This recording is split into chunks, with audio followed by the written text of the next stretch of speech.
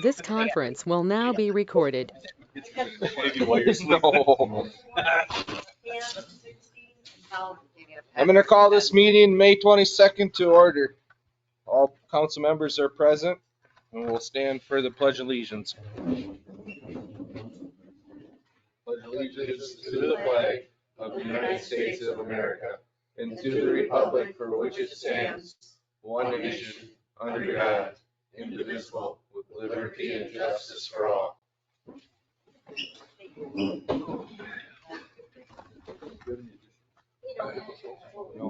No additions? Yeah. I have additions to the agenda. Number 4, approve the pay equity study, pay equity report, and new business. And then number 5, accept resignation of full-time police officer Brandon Herman. That is what I have to add. Okay. Move to approve the agenda with changes. I'll second that.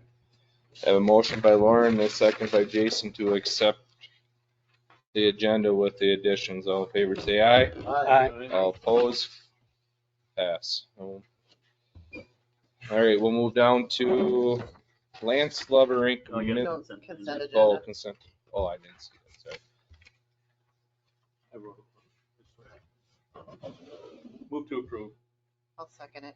I have a motion by Lauren and a second by Janda to approve consent agenda items. All in favor say aye. Aye. All opposed? Pass. Move down to May 11th, 2023, flood comments from the city, county, rural water, and wastewater. Lance? All right, everybody, so my name is Lance Lovrink. I work for Minnesota Rural Water Association. I've been there for 5 years now. I'm the circuit rider for the south half of Minnesota. Previously, I was city of Clarks Grove in Manchester for 14 years. I've been in the industry since about 8 years old. So what happened here was a significant rainfall event that overwhelmed the city. Wastewater is only engineered to take so much water, and that's a sealed system. So no matter how much rain you get, it shouldn't affect how much the sewer system is inundated, but things like foundation tile, sump pump, illegal connections, those are the types of things that inundate the system. And the city can only handle so much water. And when you get rainfall like that, there's virtually nothing that can be done other than pumping direct out of manholes, which we did. We responded with the emergency response trailer and pumped a couple thousand gallons a minute out of multiple manholes. There's just, unfortunately, only so much that can be done, and the pipes can only move so much water too. So the pipes are so much under pressure because they're not designed to handle that much flow, right? And those are typically caused by illegal connections. So if you have a sump pump, put it out into the street. If you know you have foundation tile, dig down along the outside of your house or the inside of your house, disconnect from the sanitary sewer, right? Because it's not supposed to be there. And then pump it out onto the street also. We pumped for the better part of 2 days. I think finally another city brought another pump in, and they continued to pump here. We brought our trailer to Comfrey. They got 11 inches from Thursday to Saturday. And I just picked the trailer up there today, and the streets are piled with garbage and dump trailers, mattresses.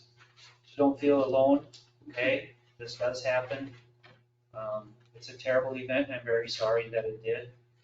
But there's only so much the city can do. And, you know, it's very expensive infrastructure in the ground. We're talking, you know, $1 million every couple blocks, so. Million, what do you mean, $1 million? Infrastructure, so the value To of redo infrastructure. What's that? To redo it, you mean? No, I just want you to understand the value of the infrastructure in the ground, okay? Has a monetary value. And it's very, very expensive for sanitary sewer, storm, roads, streets, compaction, sidewalk, curb, service laterals, service lines. It's very, very expensive. So there's not a lot that can be done. You can attack it a couple ways. One way, I haven't even mentioned this, maybe now is not the time, but it's called a point of sale ordinance, where if you buy or sell a house in New Richland, the city inspects the sanitary sewer line to the home. They give a voucher for, I don't know, $25 or what, you can have it inspected. Then it has to meet certain standards before the house can be sold, just like you live in the country, right? I live rurally, and if I wanted to move, my septic has to be inspected, approved, my well, right? So I don't know how to, it's just a natural disaster that was significant with a lot of flow. The wastewater plant couldn't handle the water. It's not designed for that much water. It's designed by what's called an average wet weather flow. And, you know, what happened is the sanitary became the storm.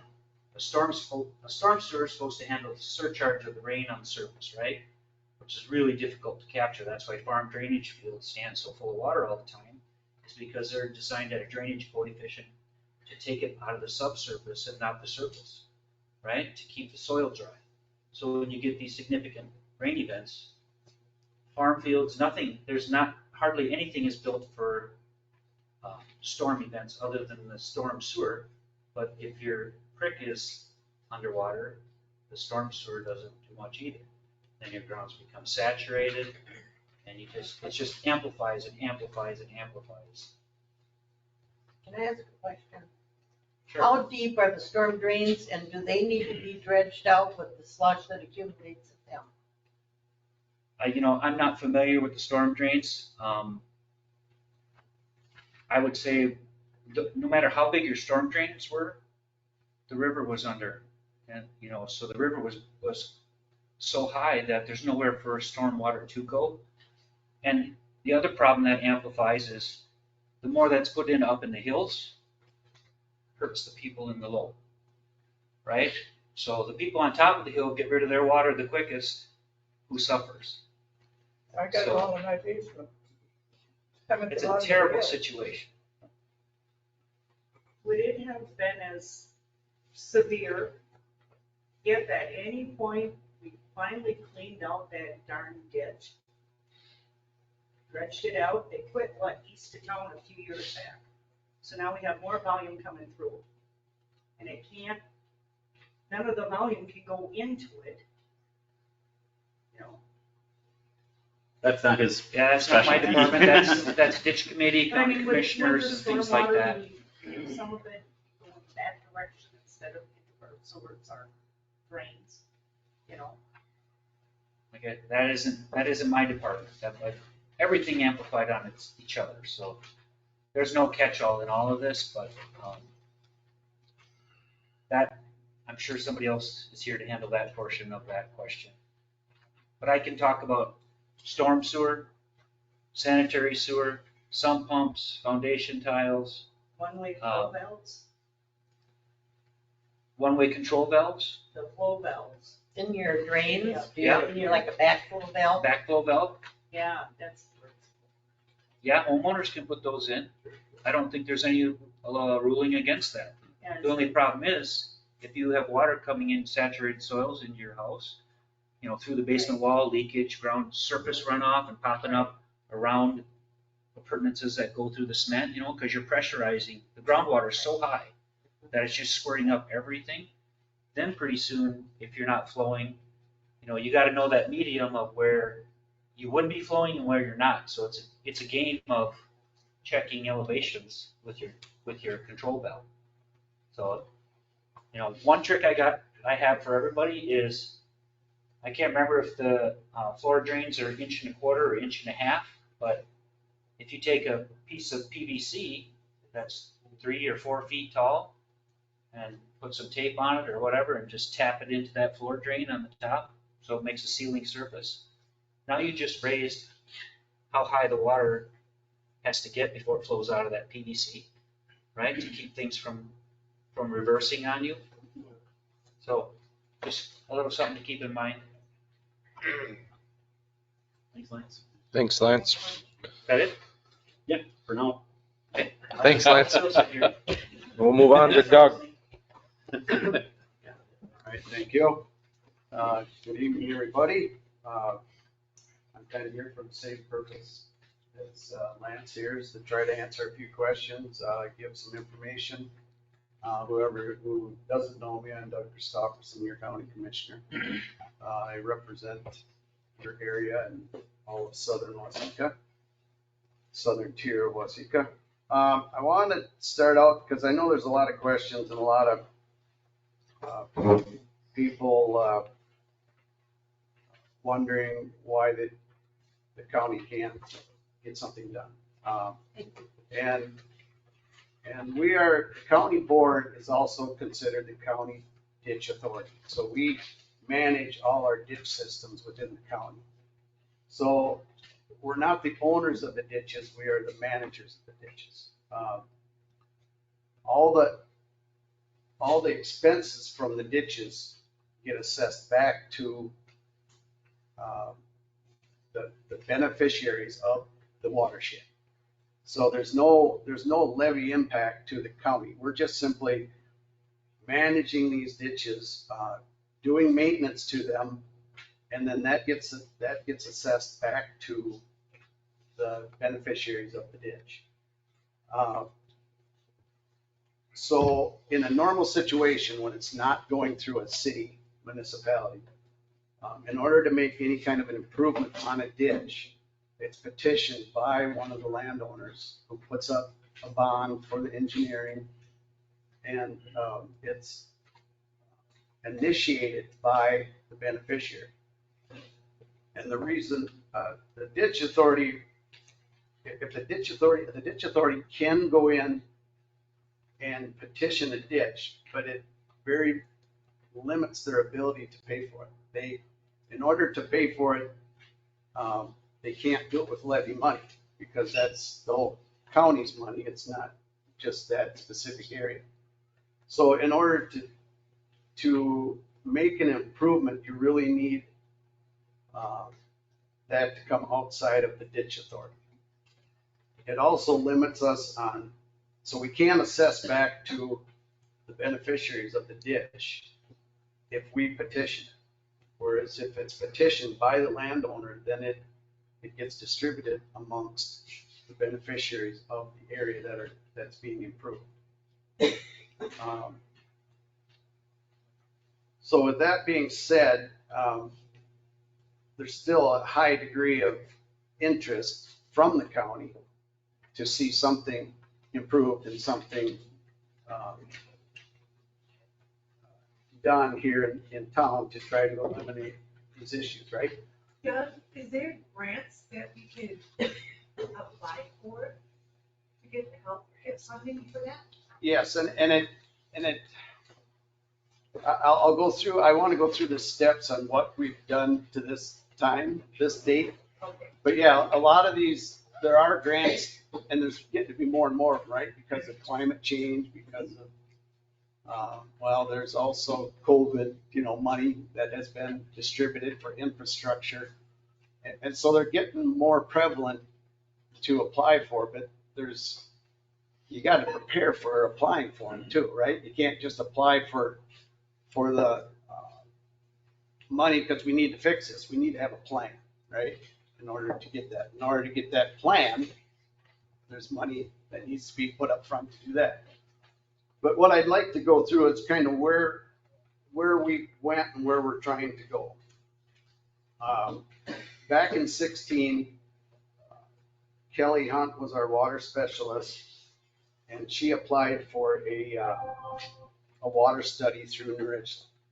Okay, she was unsuccessful at getting the money because of how the grant was geared. The grant was geared more toward water storage, water quality, because it was from the Clean Water Act. And so in 18, Haley Byron, who is now our water specialist, applied again for it and wrote it to study the possibility of storing water, slowing water down, coming into New Richland on Boot Creek, and that's what we call the Boot Creek study. She was granted that money. We did the study. Houston Engineering did that study in 19, and we do have the results of that, and they identified about 8 areas that could potentially hold water. The problem with that study, it didn't hit the targets really we wanted. It gave us some information that hopefully down the road will be usable. But even with if we put everything in place that they had on that study, it would reduce our 100-year flood flow by 24%, which is significant, but in a 100-year event, we probably still end up with the same issues we've been having. So with that, she did apply for that, got it. We did the study. The grant was for $57,000. The county had put in a match of $14,250 to do that study. We've got the results to that. Knowing that it really wasn't hitting the target we wanted, but we felt we should do it anyway to get some useful information. So about a year ago, I'm kind of jumping gears a little bit, but about a year ago, the county had decided that, I don't know if you guys ever remember Russ Guzzi, but he was our ditch inspector for many years, and he was basically part-time. We contracted with him to look for our ditches. We decided about a year ago that we needed to put more resources toward our county ditches. All these ditches are starting to age and need more attention. So we did, we hired Chris Howard. He's with us here tonight. And we created the Land and Resource Department division. So we are dedicating more time toward the entire ditch system in our counties. Okay. I should also introduce, I got another commissioner here too for some moral support.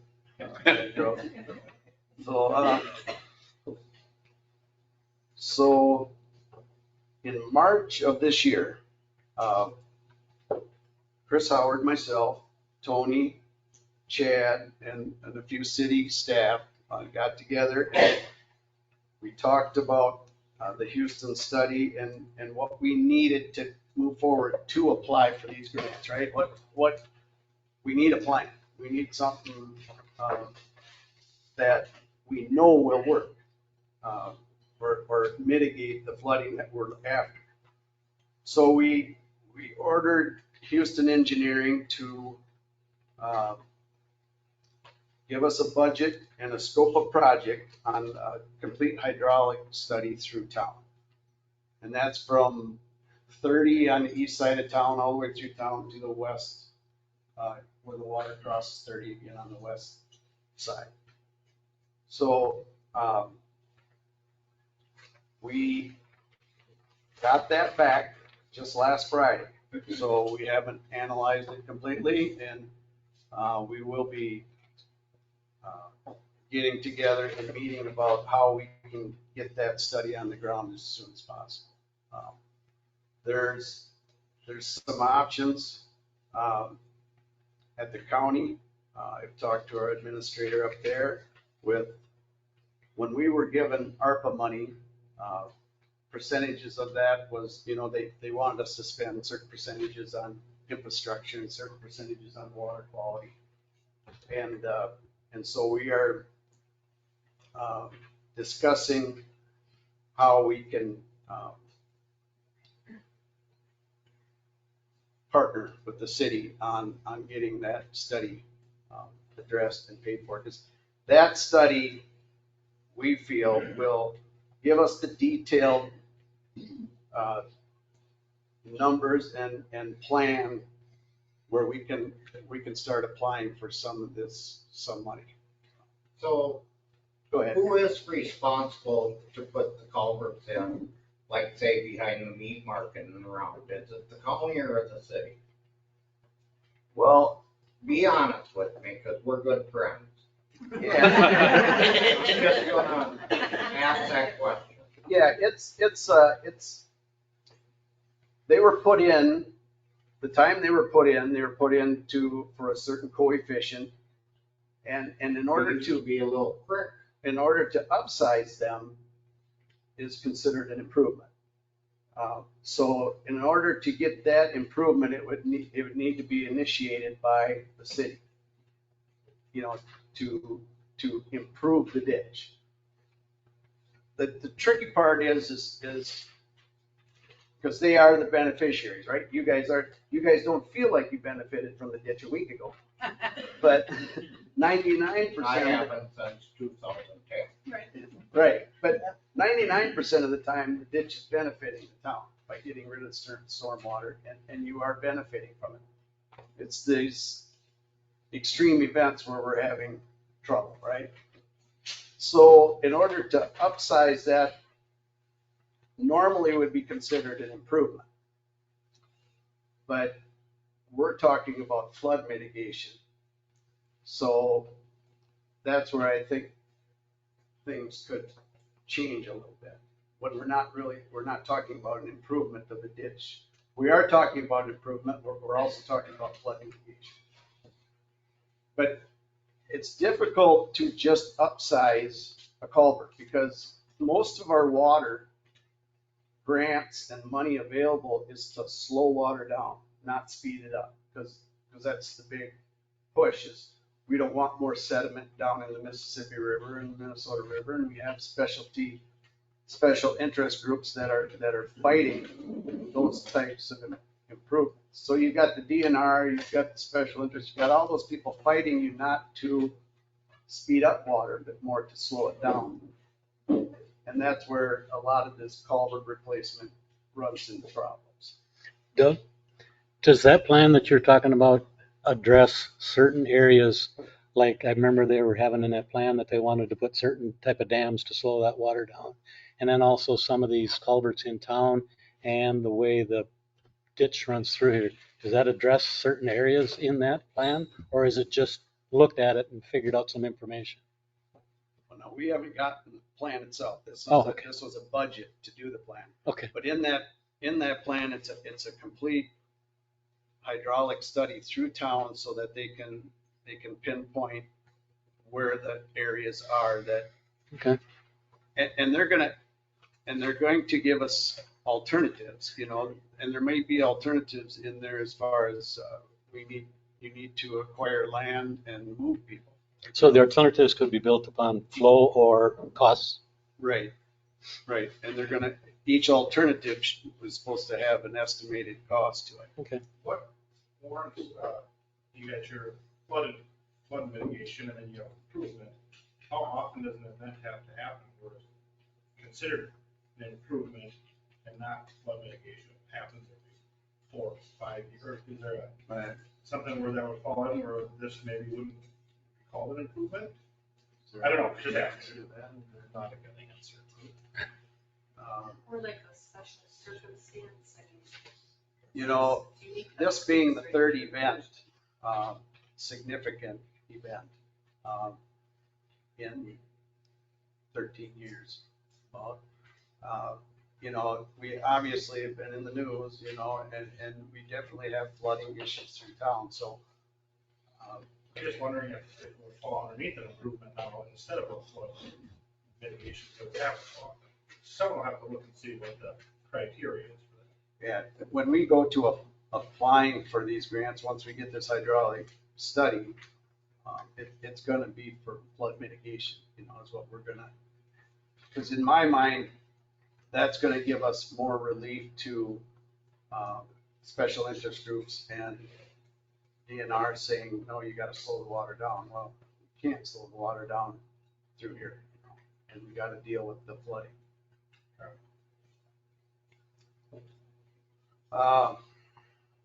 Yeah, so we will be meeting soon with the city to discuss ways of getting the studies on the ground as quickly as we can to get results. This summer, you mean, or? That would be the hope. If we talked about that earlier, and if we move quickly to say, okay, go ahead and start the study, you're still looking at end of the year before you're probably going to see it. I guess what I'm trying to say, I'm not trying to be the only one. In 2010, it all started for me. I own the bowling alley. 2014, it hit. I probably lost $250,000 of my own money. Bowling alley, they cheap to keep up. I've probably been flooded. If we get a 4-inch rain, I'm flooded till you pump out on 30. Then I got a check valve in my grave. I've done everything I can do. I've probably been flooded since 2010 8 times. And we're talking foot to 3 feet. I don't know what to do. I've went through 5 insurance companies, and I'm not trying to be a sob story because I'm getting hot and I'm gonna leave. 5 insurance companies. I can't sell the bowling alley. So I guess what I'm gonna say, and I'm gonna leave, I'm gonna give you 3 options. And believe me, people that know me will say I mean what I say.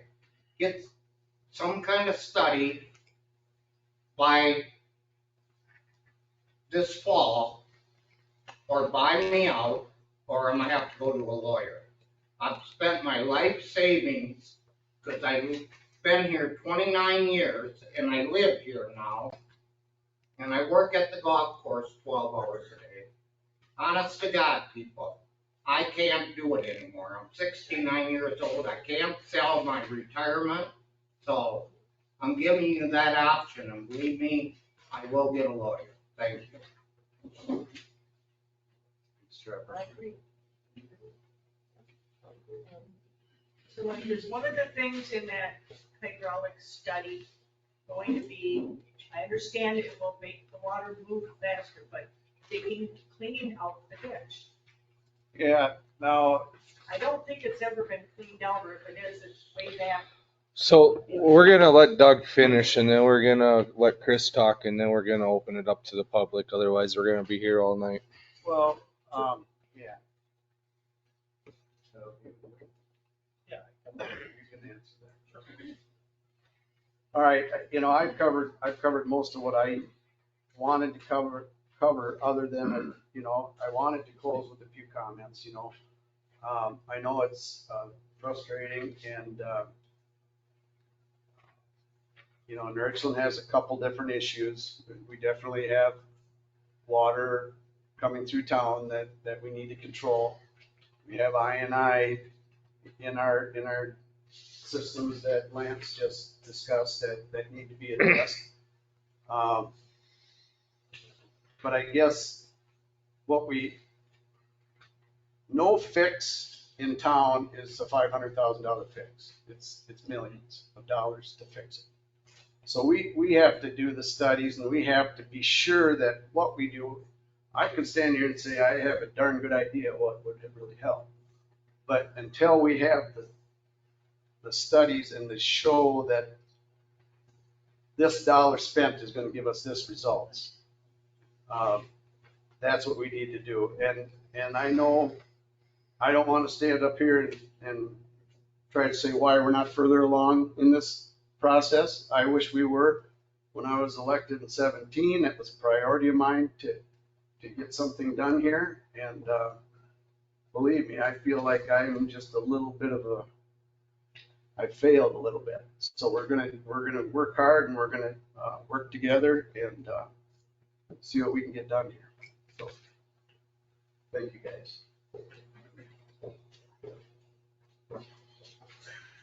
Evening, I'm Chris Howard, the drainage inspector for Waseca County, and as Doug had mentioned, 12, 13 months ago, I took the job for Waseca County, but in my past life, I did a lot of drainage work and ditch cleaning, including a lot of work on the ditch through the city of Richland. I cleaned out the ditch several years ago, east of Richland from Birch all the way down to Highway 30.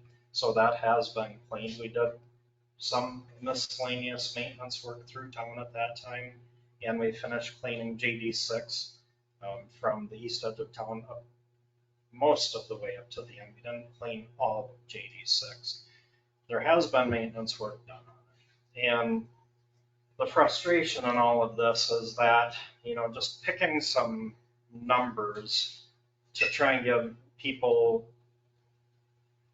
kind of the gravity of the situation is that County Ditch 47 was designed to move about 300 cubic feet of water a second. And in a 100-year rain event, it has been estimated that we're getting about 1,700 cubic feet of water a second moving through town, which is the equivalent to almost 2 semi-loads per second.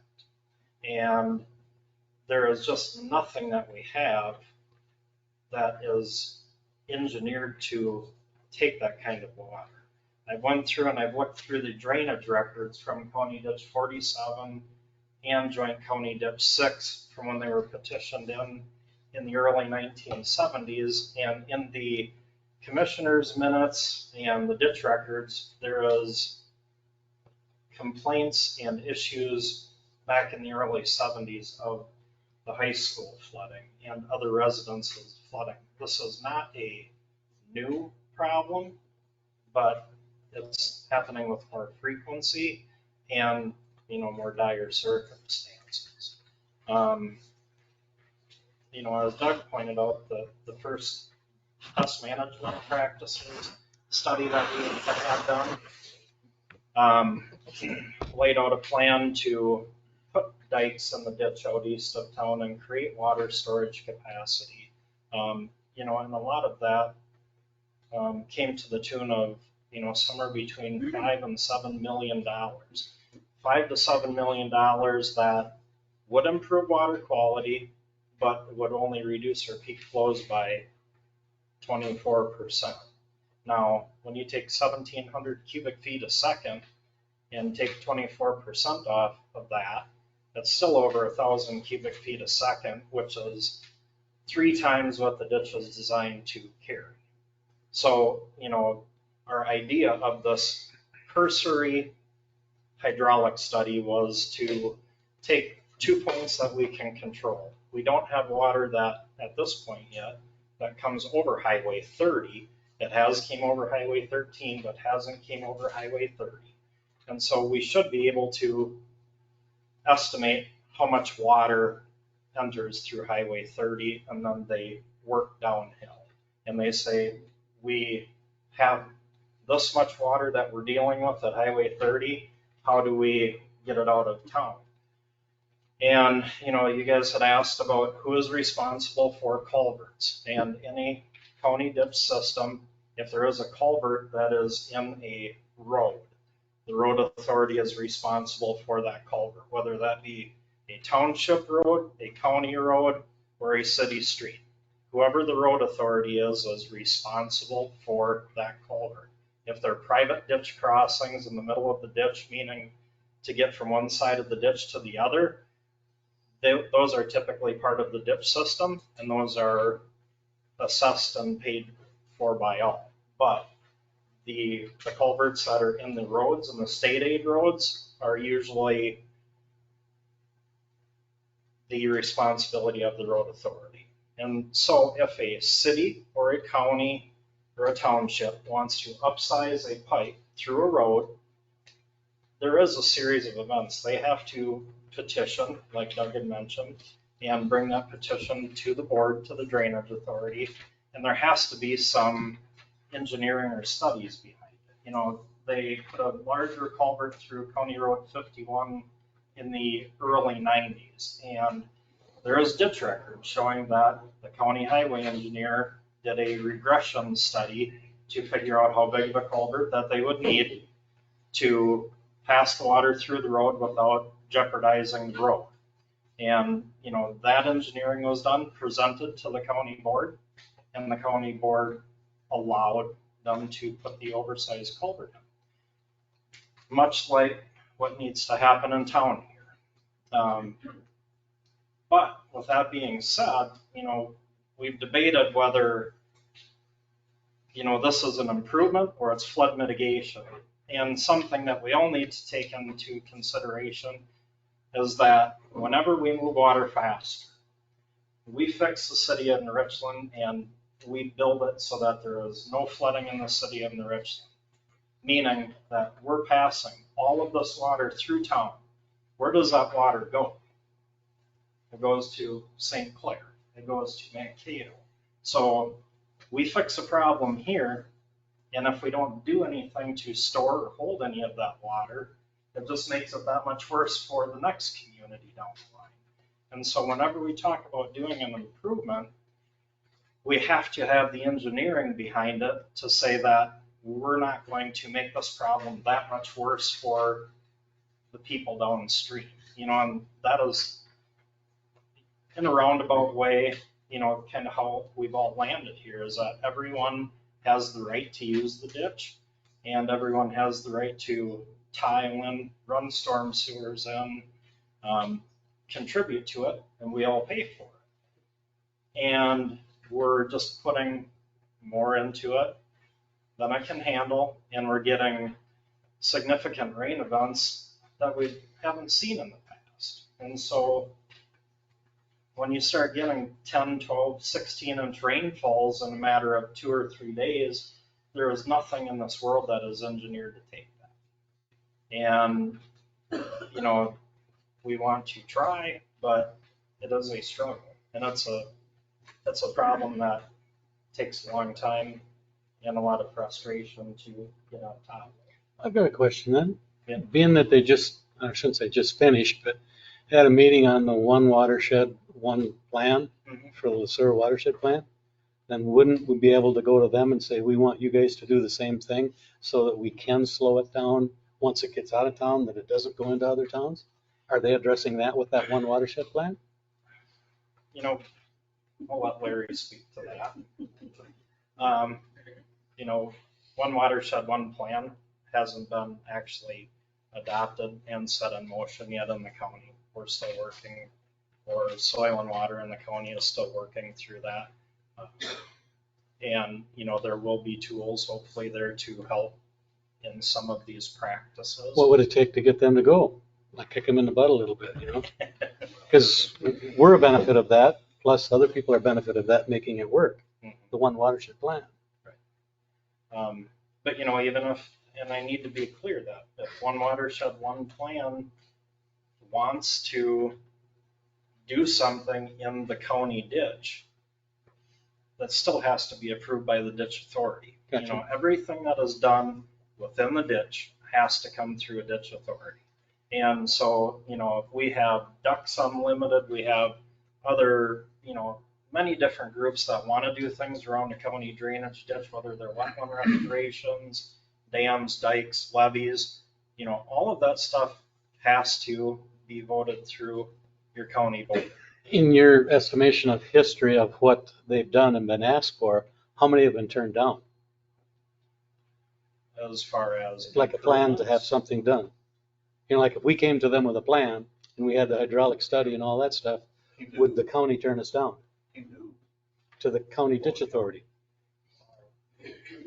Chances are you wouldn't get turned down on the storage project. It would just be, to make sure that it's engineered properly and that there's, the biggest problem with a lot of this storage is then you've got the ongoing cost to holding water on the farmer's field or the flood compensation, and that's where I think maybe one watershed, one plan could be of some assistance to have some money, because they have put it as a priority area with the flooding in Richland, but to my knowledge, that's pretty vague. That's what I was just saying. It wasn't a real priority, but it was one of the priorities. Right. I But remember that one watershed, one plan wasn't a flood mitigation study, it's. Okay, gotcha. It's a water quality study, and it's priority areas on where they can help, just what they're doing now.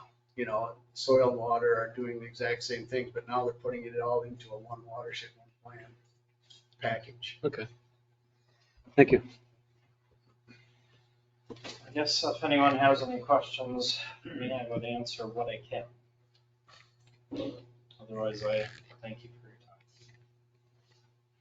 time. So we're gonna open it up for public comments. Input. Well, we can move to Larry first, I guess, and it was in the other order. Well, I think it was last time I was here for you guys in April. And when I left that meeting,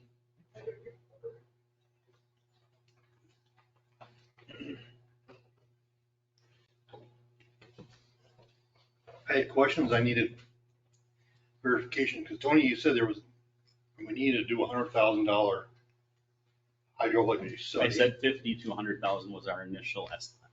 The way I heard it, well, your quote in the paper was 100,000. Well, that, Yeah, I think that I means said it up to sounded like 100,000. 100,000, so, I just want to make sure we get figures, so when I talk to the county, their figure is more like 60,000. And, I talked to ISG, which we work with on the, the sewer one water one plan. And I've had a lot of discussion with them on the flooding. And that price I gave you guys is 50 to 60,000 for a new engineering design for New Richland, included the hydrolysis study for New Richland, plus engineering. So when you guys get to that point, whoever authorized that, be sure to not just go with one company to analyze different sources of it.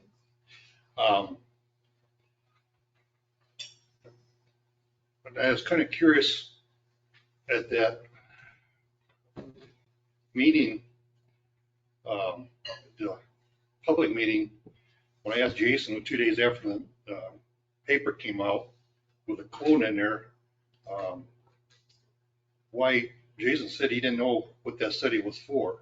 My question is the communication between everybody being around, spread out and communicate like it's properly, because I feel as an SWCD that I've been left out of this whole process. I followed the study with Houston Engineering that was county authorized, and then 3 times in there I had problems with the way it was heading. And I contacted county commissioners, asked them why things were heading that way, and never got an answer back. That study was, when you guys were here at that meeting, it was implied that it was supposed to do with flood control.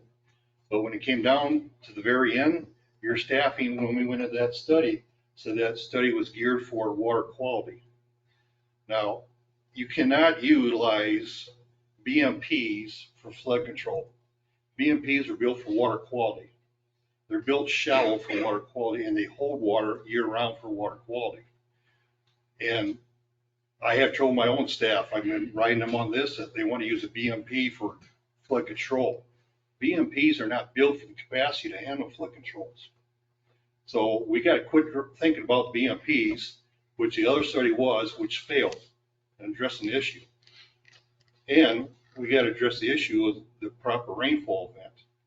Like I said, that last study was for a 100-year flood, and that's a 6-inch rain in 24 hours. Well, New Richland's dealing with 12-inch rain in 12 hours.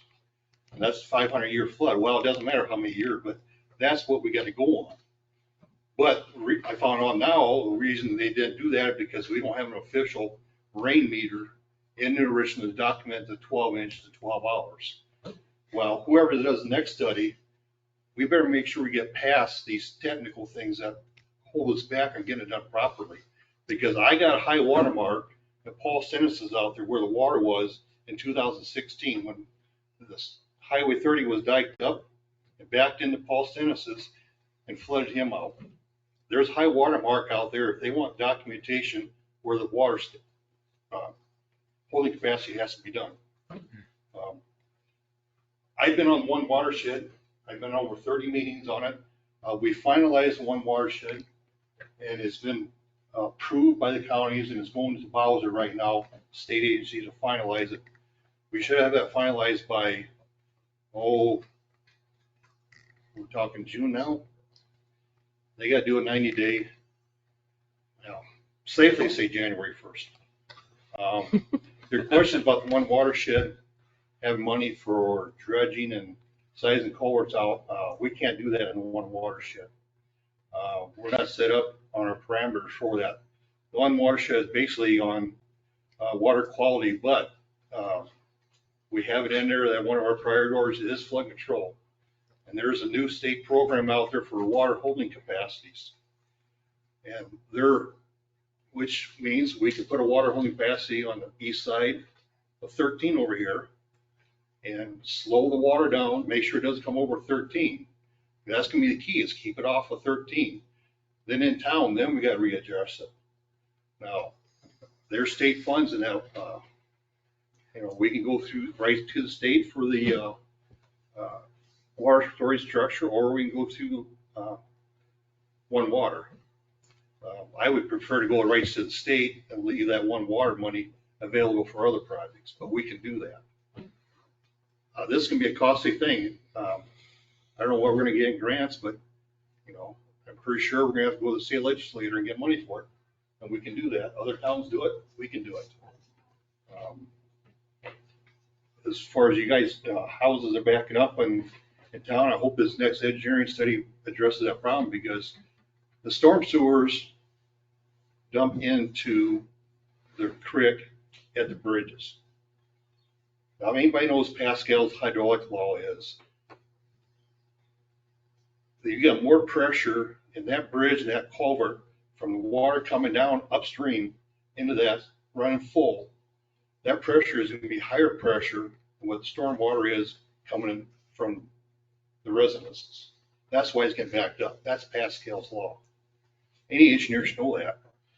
That storm drain should not be dumped into the culverts or bridges. It should be dumped in after that, where the water pressure is lower, so the water pressure cannot back it up as much as it does now. Pascal law tells you that. And I hope the engineers in the next study can figure that out. But what I mentioned last time I was here, that your bridges, the last two in town here, I gave you the sizing of it, and you notice they were smaller than the ones upstream. According to state law, being that smaller, they got some potential holding water back, because the ones upstream were bigger. Because they hold water back, if they damage a person's property, you guys are legally liable. So if the case can be made, and it wasn't done this time because I watched it, but if those two bridges on the east side, west side of town back water up because they can't handle the capacity because you got too much capacity upstream, you're financially liable for damages. Now that can have to go through court of law, but I'm just saying you run that risk out there. So those two need to be addressed to get that pressure off. If you've got any questions, I take questions, or anybody got any questions on One Water? We've been dealing with this now. I got flooded out in 2010, big time. And then, of course, 2016 come. I lost a lot. I pay taxes. I'm just wondering how much of my taxes go to helping people out that have flood problems in their homes. I can't answer that. That's what I'm concerned about. We pay the taxes and we're not getting any help. But I am working with Paul Sennis on his flooding out there. I'm documenting it for him because that's not right what happened out there in 2016. And according to state law, there's a clause in there that says reasonable damage. Well, in my opinion, that reasonable damage at 20,000 is not reasonable. It may be reasonable for what it protected New Richland, but I, as a person, cannot look Paul in the eye and say, well, Paul, too bad. You just lost $20,000. We cannot dike 13 up again and put it back on Paul again. You do that, there will be lawsuits. And I'm working with Paul to document all the damage out there, the high water, for in the future, if that ever happens again, nobody in good conscience can put water on somebody calling $20,000 and say, too bad. So okay, I'm gonna stop you because you're starting to repeat yourself. We have to keep moving on here. We'll open it up to public comment. many field tiles are they? I have no idea. That would be something for the ditch authority people. Can I give you an accurate estimation of that? Because the only field tile that the county has any control over are the county-owned, not county-owned, county-administered tiles that come into it as part of the ditch system. A private individual or producer can bring as many tile into the ditch as they deem necessary. So when it runs through a town, I don't think it should be permitted. Yeah. The ditch system was created, for the farm drainage, and they're paying benefits for that ditch. So that paying for them benefits and being assessed back the cost of the ditch is giving them the right to tile into it. So if they're paying into it, why are these culverts not getting replaced in a timely manner, right? They're paying into put water in the ditch, but the culverts aren't getting replaced. Right. And like we had mentioned before, though, the culverts, when they're in a road, the culverts are the responsibility of that road authority, technically. So there's some money being put in by farmers for their land. That's what he's trying to process. There's some money that should be. If the improvement was made, then there is, it gets split two ways between who's benefiting from the improvement and also normal maintenance. So the cost of, if it was petitioned and we were, what's that word? Municipality. If in a normal situation, it gets split up between the watershed, but the lion's share of it comes to who it's benefiting. There is some that gets as normal maintenance spread throughout the whole watershed, but the improvement area takes on majority of the talks.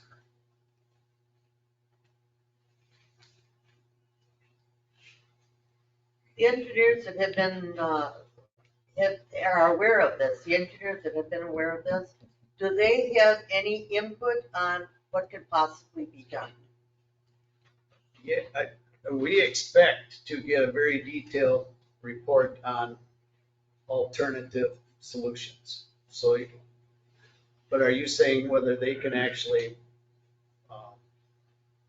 have an influence on getting it done? They're going to give us alternatives on, okay, if you do this to the ditch, this is going to be the result, And so that's our hope, is to get a very detailed report on, and like I said before, whatever money is spent, we have to make sure it's going to benefit, right? So we have to be sure that whatever we do, because replacing bridges are $1 million a piece, if you're lucky. We want to make sure that that doesn't just invite more water through town. We have to make sure it's going to actually lower the water level coming through town. Have you researched any other cities in Minnesota that have this problem and what they have done to alleviate it? I am not. Everybody's unique. Everybody, yeah, St. Clair, there's a lot of towns that deal with the same issues that we're dealing with here. Do you want to mention Waldorf? Waldorf, they don't have a ditch going through town, but, they put up a new infrastructure. They just spent a ton of money and they had water issues with this last rain. It just came so fast. There were several houses in town that had the same issues with water in their basements. And that was all new infrastructure. Mostly new infrastructure.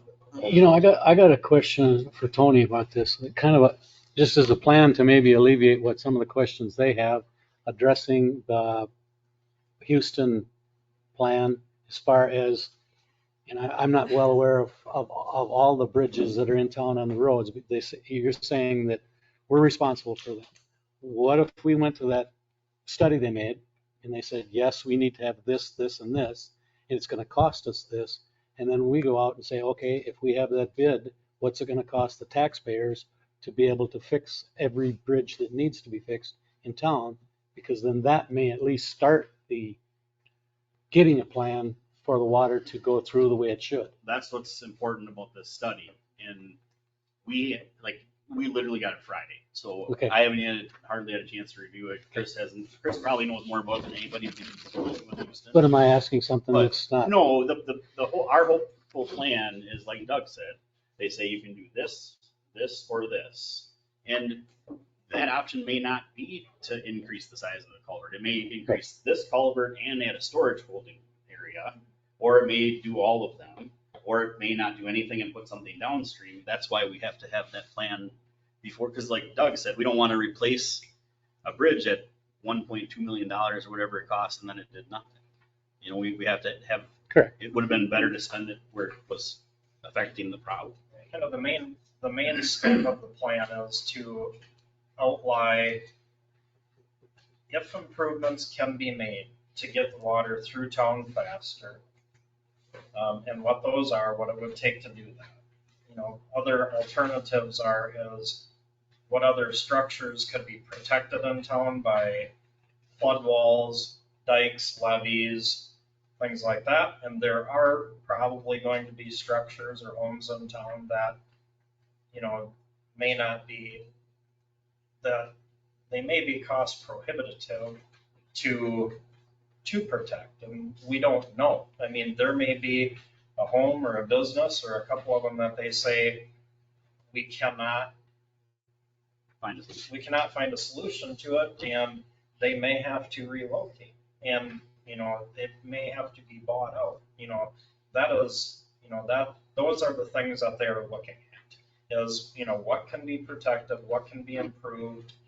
And in the end, if there is something that cannot be protected or saved, it is to identify that and say the cost is too great, or it is physically impossible to do that. And, you know, and the idea of this is that if we have the study, that hopefully the city partnering with the county can go back to FEMA and, you know, try and get into, you know, some of this flood mitigation assistance. You know, because FEMA has an interest in doing projects that reduce the burden on the National Flood Insurance Program.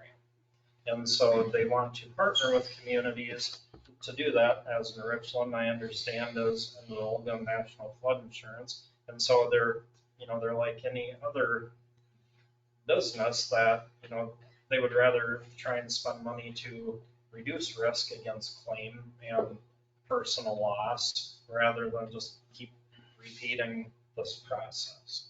But, you know, we have to have some engineering and some groundwork done before any of that is. Somebody with a few letters after the end of the. Are they taking into consideration, and I know that, I hope they are, but are they taking into consideration that at one point in the ditch or creek or whatever it's technically called, there's 4 culverts that dump into a small area, and there's a single culvert in 3 different locations supposed to take that away? And, you know, we you can't know, worry about what happened in the past, right. But in the past, how was that ever even allowed? I mean, that doesn't make any damn sense. Well, you know, what I was gonna point out, and it's just not a fun fact, but it's a fact, that most of the culverts in the city of New Richland were in the Boot Creek before it was petitioned into a county drainage ditch. You know, the culverts through the railroad tracks, all the culverts on the west end of town, those were existing pre-county drainage ditch. So when the drainage ditch was petitioned and adopted, they worked with what was there. And during those times, you know, maybe it did or didn't work. I wasn't here to see it, and I don't know, but, you know, we hear stories from the 70s and 80s and other times that there were flood events, just probably not as frequent or as severe as they are now. Or is well documented. But, you know, some changes need to be made, but, you know, if everyone is going to start applying for grants, we need to know what we want to do before we apply for a grant that just says, we have to do something and we need money. You know, we need to go to them and say, you know, we've studied it and this is where we feel the money is best spent to improve this portion of town, to protect this portion. You know, we just have to be educated when we have an ask. Is there anything that we can do with residents, business owners, or anything in town? And you don't have to answer that now, but if there's anything that we can do to help, we would be on board, because we want to help. Is there a committee for it or a group or anything? I think this is it. Okay. Definitely reach out to your legislators. I have a question, and it's probably for the council, and they might not know either. Why would you suppose that some drains would come up with sewage and some not? Least path of resistance and depending on where you were at. Everything in town is gravity. Well, like my neighbor did, you know, got ickies in their basement, and we had nothing in ours, and we're lower. A lot of it was groundwater infiltration. And it's just lands. I mean, it's least path of resistance and pressure where pressure goes. Bottlenecking too, right? Manholes that have multiple connections to it and only one outlet, you know, it just, the hydrology just doesn't work perfect. Yeah, we just thought that was so strange that, you know, one would do it and one would not. And this is several, like every other house or whatever on our block. Okay.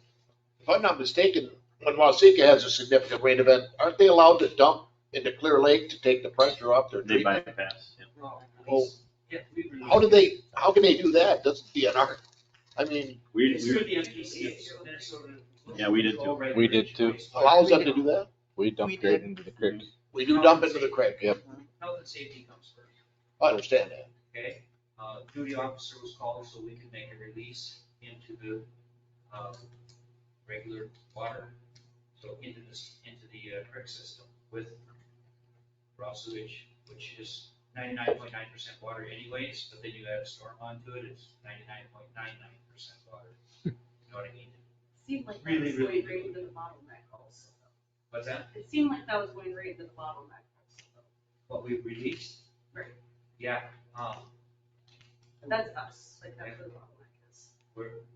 where else do you, that's, the bottleneck is those manholes, okay? So that's the lowest spot, that the most connections. So that's why we had to pump there, even though NDOT didn't like it too much.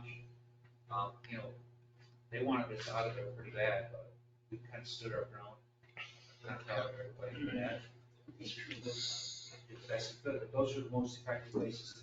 So, of course, they go right into the lowest area, pumping from the lowest area. So that would be sewage water coming up into our business. What's that? Just to recap for it, that would be sewage water coming up into our business then.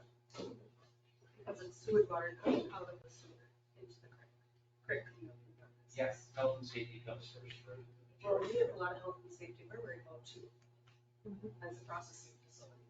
And we make a-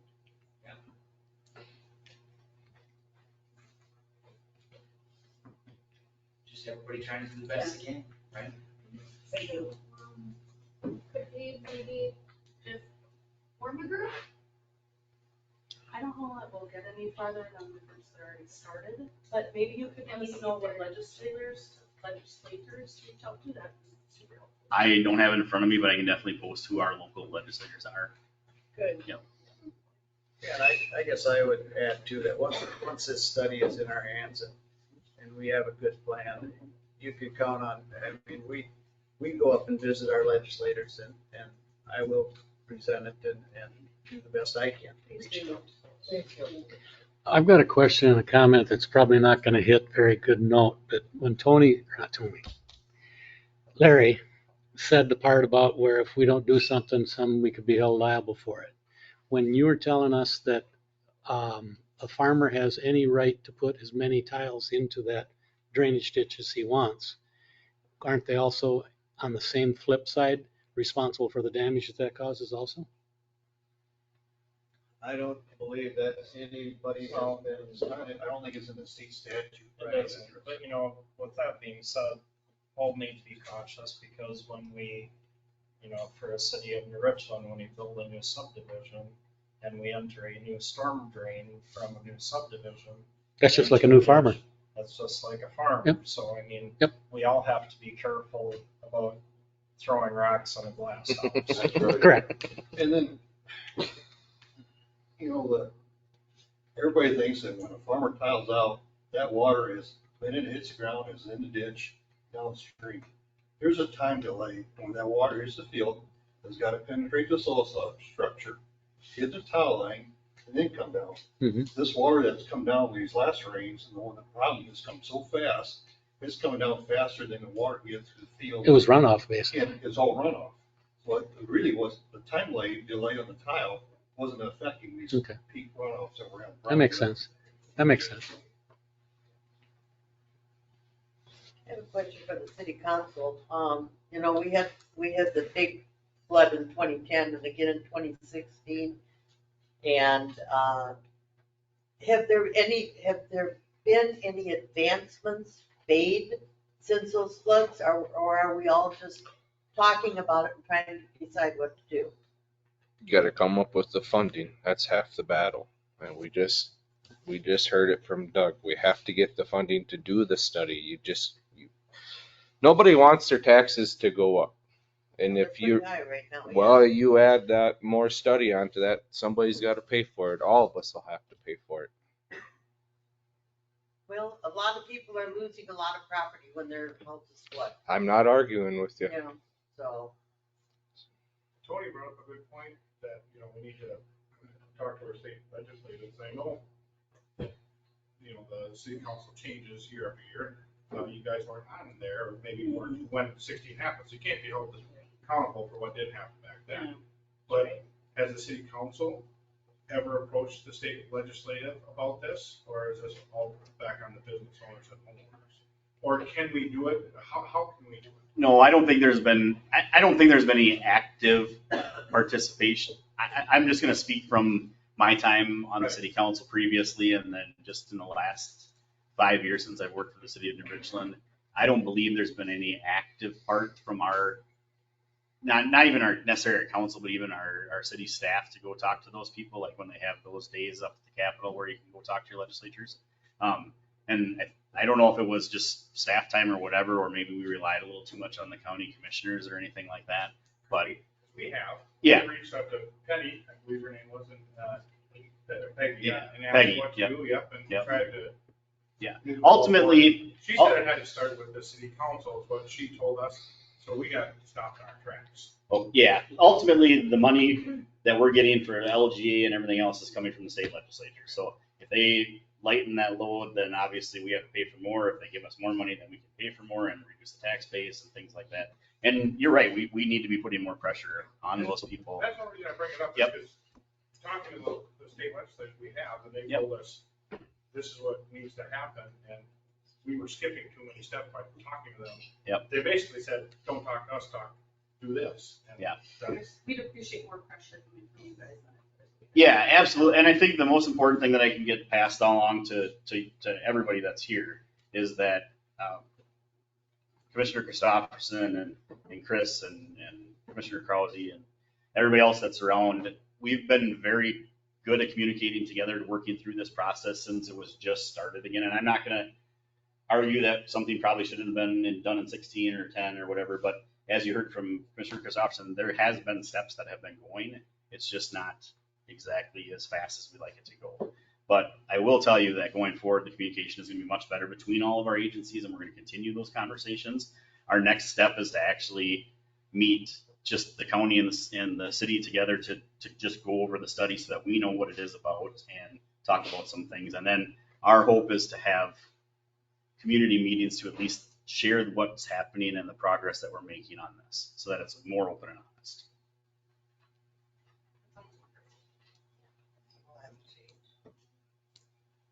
Go ahead. So if there were to be a group of concerned citizens, a community action committee, something that is working on fundraising, studying grants, alongside what you guys are all doing. Do you think that your teams would be open to including it? Yes. Including the community in the conversation, like. The short answer is yes. I think the goal at this point is for us to wrap our head around this initial study and figure out Yeah. what we need to do. But then, yes, if we can have a community action committee that wants to help and put some pressure on some of our legislatures or help with the process, I don't think any of the, I probably shouldn't be speaking for them, but I don't think the council would not want that help. And that's a great question, and that's why we want to be part of that. Yeah. And I realize that somebody might think that we might be a thorn in their side, and we absolutely don't want to be. We want to be part of the solution. Yeah. Because when we've heard before, if you're gonna deem an area that's just gonna flood out and that's what it is, I don't think any resident that's in Richland doesn't realize that we've stuck a significant amount of our capital into the infrastructure at our company. Yeah. And we are gonna continue to do that. I mean, we bought buildings to try to make the town grow and better. And to know that a plan might be that you're just gonna flood, did we do it in the wrong town? I don't wanna think so, but we want to grow our business. We employ more people probably than any other business in town besides the school. And those employees live in town. They're asking us all these kind of questions. So you guys are hearing there, we're hearing all that. Am I gonna have a job tomorrow? What's gonna happen? Those are good questions. Some of these people have made their careers out of working in this town and they wanna stay in this town, but we just wanna know what are our options before we stick a bunch more capital that small businesses just don't have. So I think it's great that you're putting a lot of capital into it, but it's like the whole town, the whole area needs a capital improvement plan. Right. And you guys have started it. Everybody else has to get on board. That's just my opinion. I mean, like I said, not single anybody else. It's hard for people to continue to want to live here and have a business here if they don't feel like there's going to be change, because it's very frustrating. It's not a 100-year flood, it's happening a lot sooner, and we just really need change. You know, every day I go to work in Mankato, and every once in a while I hear stuff on the radio, and I grew up with Gene Darnick. I don't know him personally, our families grew up together, and so he tells me, email him, and he'll tell me that's a stupid idea, or he'll tell me that's a good idea, but I can't get it done. So if you guys want to do anything to that, to me personally here on there, I'll do it, unless Tony sits there and That's a says good point. maybe I Gene shouldn't. Dornick is one of the representatives. Yep. And he's been good at getting back to me. He comes to our meeting and Gene's in a t-shirt after his job sometimes. Yep. So he's a good person. I So- like the idea where the city council should be like once every month or once every 2 months to let the community know what's going on with the water problem and how we're trying to get it fixed. I'm not gonna guarantee they're gonna wanna meet that much, but we will agree to meet regularly to make sure that people are abreast of what's going on and what we're doing and stuff like that. And, you know, we're gonna pledge to you that we're gonna work with these guys and we're gonna do our best to try to get the balls rolling so that, you know, we don't have to have this conversation again, at least for a few years. Isn't all of our emails out on the website? Yep, yeah, if you wanna talk to any, or if you wanna leave an email for any of the council members, it is posted on the city's webpage with their email address. Feel free to reach out to them and drop a line. I know most of them will respond to you and talk to you. Otherwise, even if it's something you want me to pass along to the whole entire council, just stop in and see me or Sarah Jo, and we'll definitely get that message to the whole entire council. And I guess the other thing that I will mention is emergency management is looking for information about who was affected through the flood. So there is a questionnaire on the city website right now, and I did post it to Facebook as well. They want to know if it's a business, a home, and then what was affected so that they can, what they're trying to push for some more funding for individuals as well through this. And then the other thing I will say is please look at the newsletter on the back of your utility bill, because we do regularly put information on those bills that are important for you guys to read. And that would be a good way of us to, outside of a public meeting, be able to keep you updated in addition to our Facebook page and our city website. And then I also will encourage you all to sign up for our text message alert system. That was just put in not too terribly long ago. If you don't know how to get a hold of that, you can reach out to me.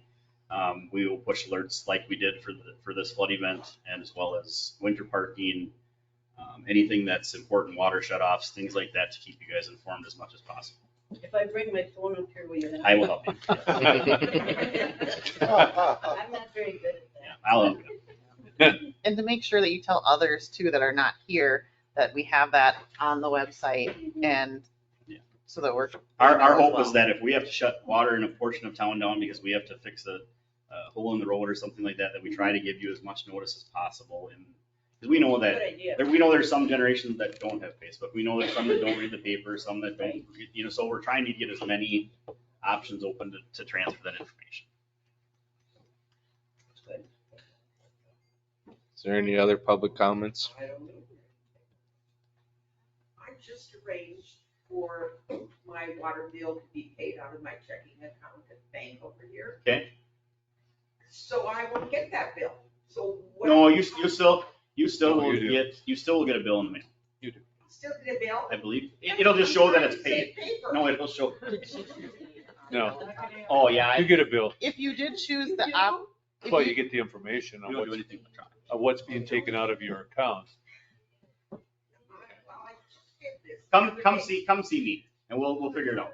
Yeah, you do. Yeah. I live on 4th Street. Okay. Last summer, it cost me approximately $1,000. I had one company once and another company twice come and clean out sewage because everything was stopped up. I couldn't function in my house. And when I asked them why, well, they wanted to know how many females I had in the house. I said, you're looking at her. Oh, well, how many tampons? And I said, I'm beyond that age. So then they said, oh, it must be the toilet paper.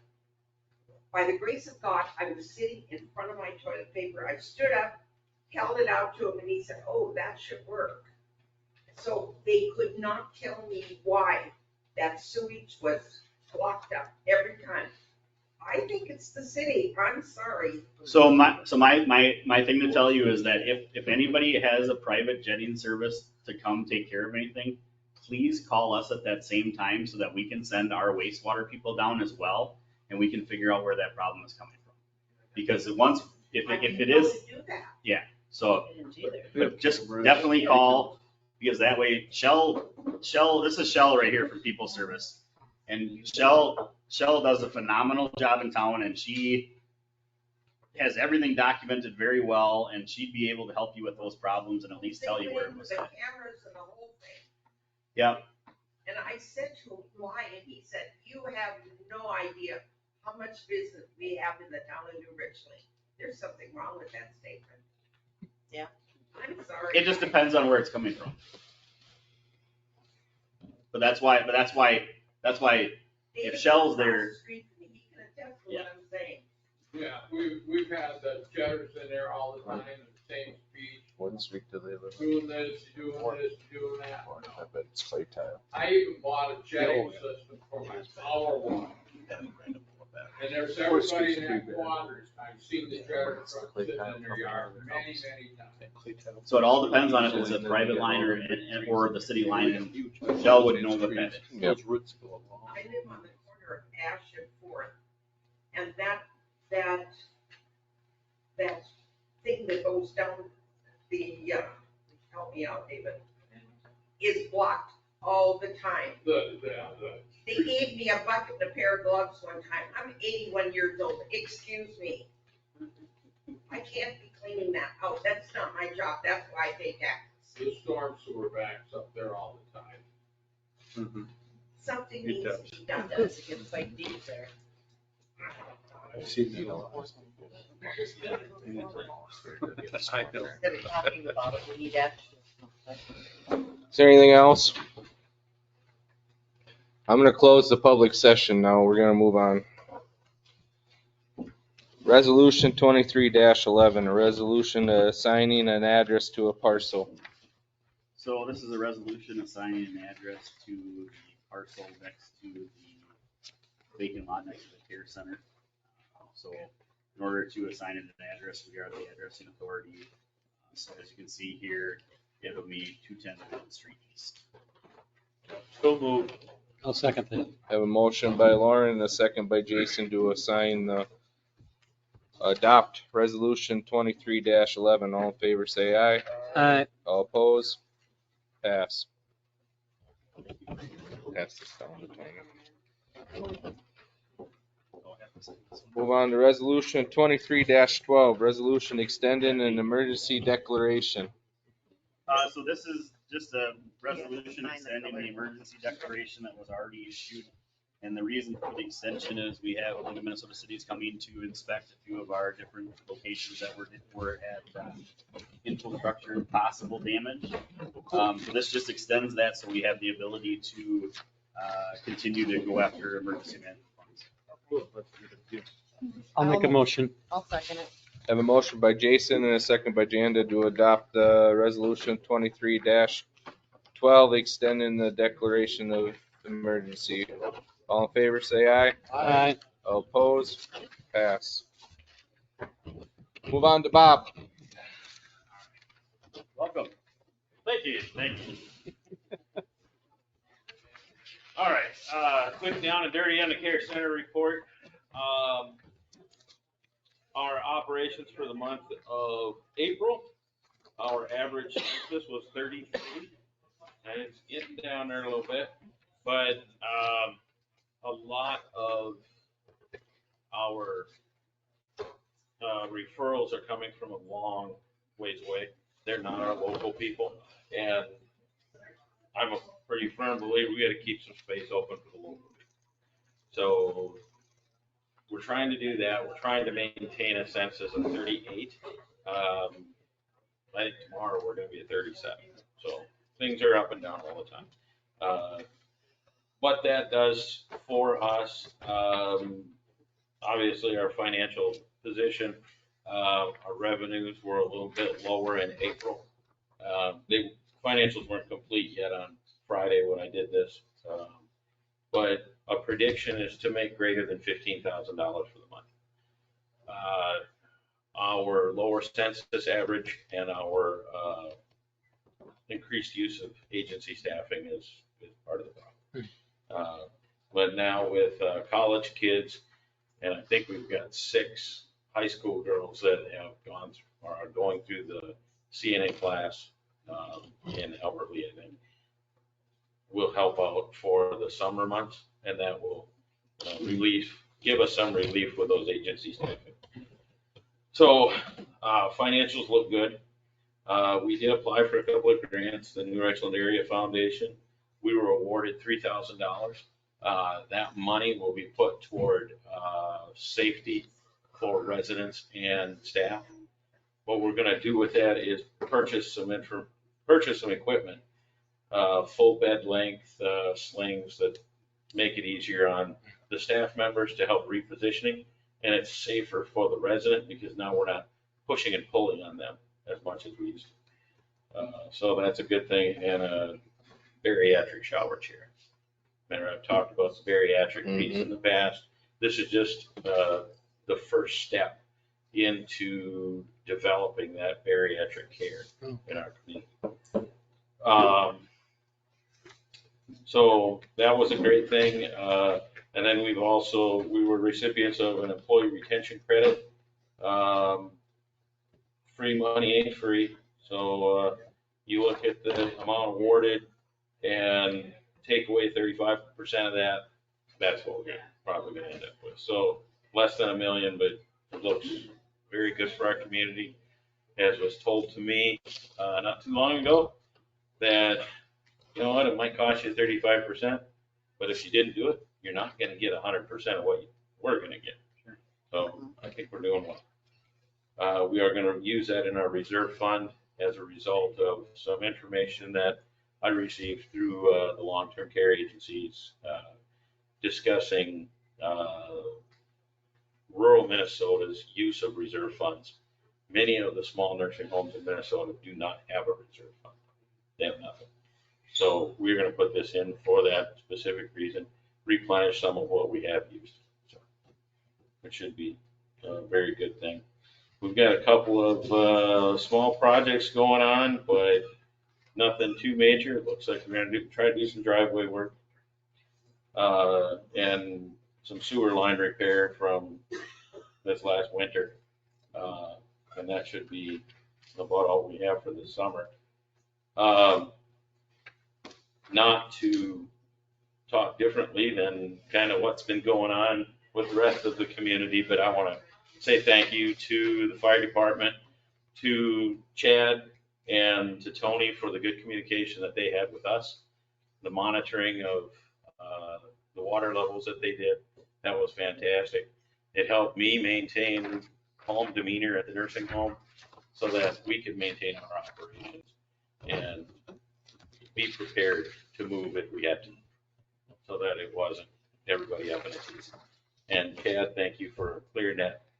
I would thank Braden. I sent him Braden. up there to do that. Attaboy. Yeah, I got Thank you. That's all I have. Any questions? Your audit complete? Kind of. Okay. So, do you I found we were supposed to have a meeting last week. The auditors called and said there's 2 previews that it's got to go through before they can deliver it. It'll only gone through 1. Okay. So it'll probably next week. Okay, perfect. Yeah, we're kind of in the same area, so we Okay. can't complete ours until yours is done. So, Right. So, perfect, thank you. Okay. Yep. Anybody else? All right. Thank you. Thanks, Bob. Yes, Thank sir. you. I move we accept the care center report. I'll second it. Have a motion by Jason and a second by Janda to accept the care center report. All in favor, say aye. Aye. All opposed. Hi, guys. Move on to Shell. Okay, it's been a busy month. Haven't noticed. Really? Now, you have my report in front of you, right? Yes. Straight River had came out, and the flood damaged some of the lights did get damaged, so he did have to come back to do some work on those, and a starter got burned out during that flood, so. I did have the electric company come out and look at that pad that the transformer sits on, since it's like that. But that has to be done between the electric company and the city. Okay. They can't just go do that. That has to be combined between the 2 of you. So does it have to He be said it looks okay right now. report but- or what? Huh? Does it have to be report, the pad that it sits on, or? Yeah, and that would be to the city, and then they would come and. Reset. Reset it. Yeah, reset it, so. Okay. It's getting pretty slanted. I don't want it to go down the hill. I had calibrations and controls were out for the influent. They come twice a year. It's required. That was done this spring. And 85,000 gallons went out of biosolids through Holland Pumping. They did a really good job. Fast. Very good job. Very fast, efficient. They were very good. So then I had the 2 plug valves put in the basement, being that the digester was empty. That went not at first good, and then it went really good, so. All the labs and required tests were done for the month of April. And the chlorine contact tank was redone. I cleaned all that, and then I ran new lines for summer. So, and then the water department, street department, and I would like to ask for a response trailer for all of our pumps, our valves, barricades, cones. We have different places of all of our stuff. And we don't all have keys for everywhere we gotta go. So if we could have everything in one trailer, any of us could go. How much was it? Yeah, if you look further down in your Yeah, it's packet, in the there's a packet. picture of I think it's that. Oh, yeah. The trailer? Okay, trailer they're looking at. Refresh my memory. What the cost is. 3,000, 8 by 12. So it's an 8x12 enclosed trailer. 8 by 12. What are the barricades, 12 or 14?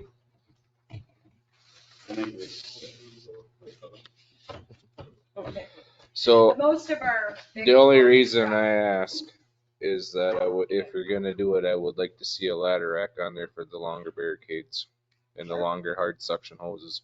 Yeah, that would be nice, because they are a rascal to try to even get in a pickup truck. So if you, Keep it city garage. yeah, We probably put it down in, since the sewer. Since the honey wagon is now gone, we have a Okay. big, huge spot, really nice spot to That store we can that. store it, we can all get to it. The nice thing is if a huge event like this were to occur again, then, I mean, Shell obviously lives outside of town, but if Eric or Brady can get there, they can get everything loaded up and drive to that spot, and Shell can meet them there, and they can have it already on the ground, ready to go.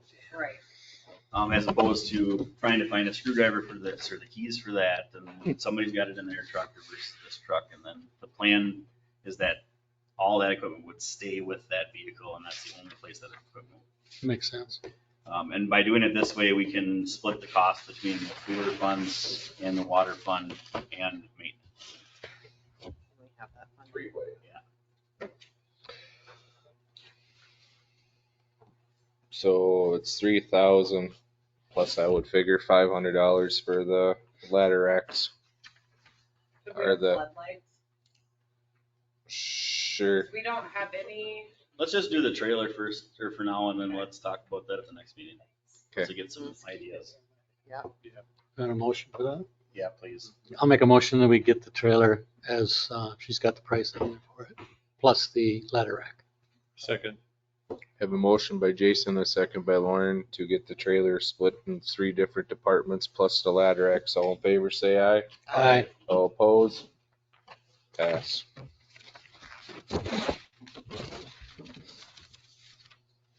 Shelley, can you take a question? Are you Yes. done?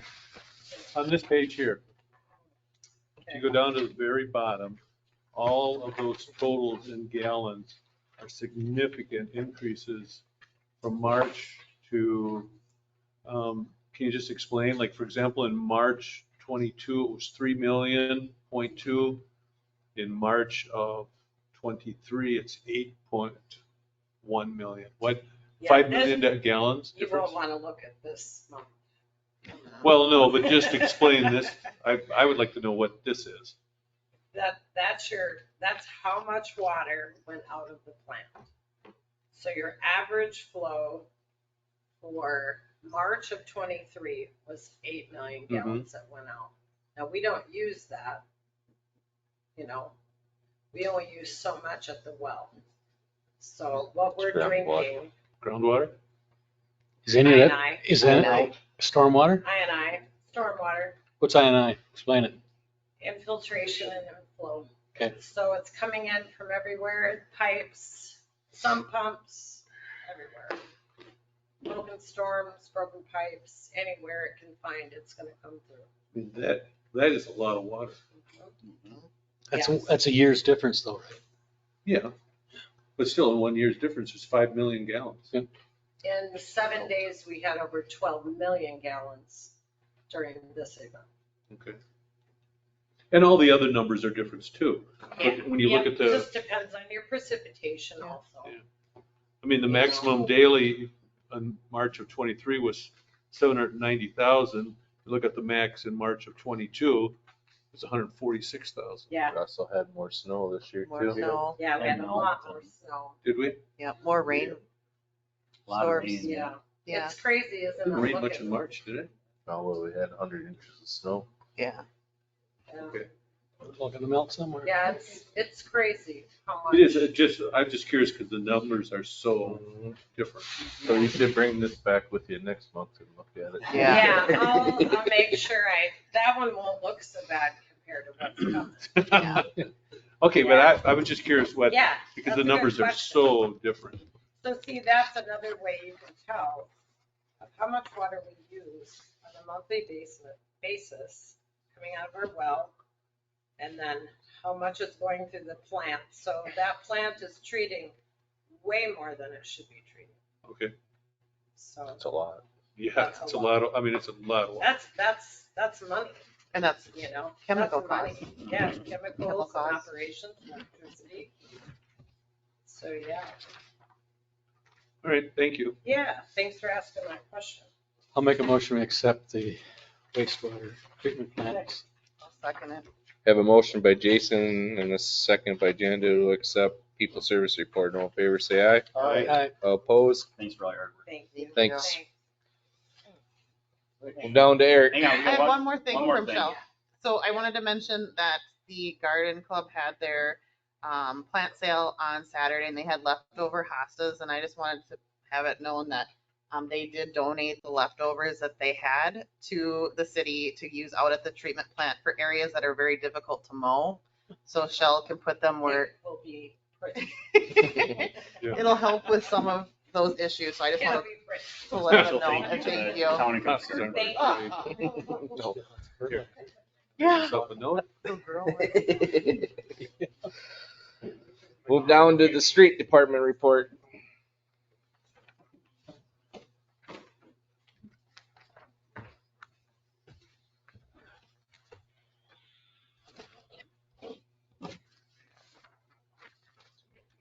Kind of busy month.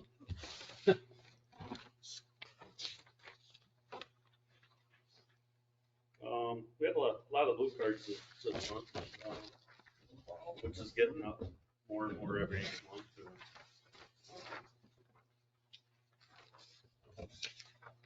Got spring cleanup, went really well last weekend. I think we had 104 or 5. So, had Tile Well in for their yearly checks. So, they did say that we're gonna have to pull, pump 1. So. Just for maintenance, or there's an issue with it? It hasn't been pulled for, I think, 8 years.